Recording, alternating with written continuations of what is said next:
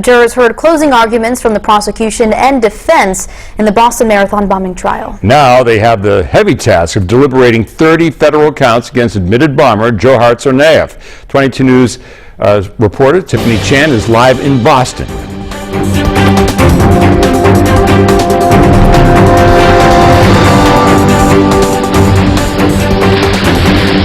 I'm standing outside of the federal courthouse in Boston. After more than 7 hours of deliberation, the jury has yet to reach a verdict in the Boston Marathon bombing trial.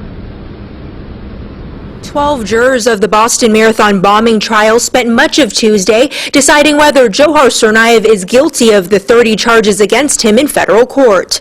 Boston residents, on the other hand, have already made up their minds. He is, in my opinion, guilty, and the jurors should determine what to do from there, whether it's life in prison or the death penalty.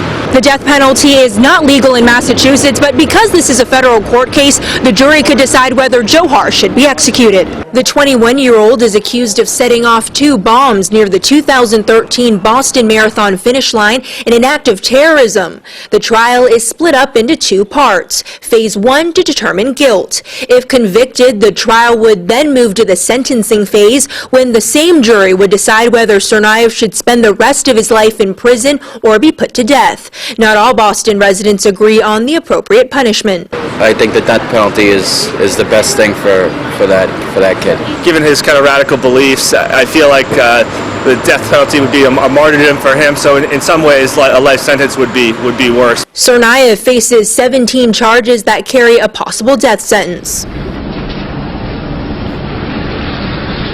The jury has gone home for the day, and deliberations are expected to pick back up tomorrow.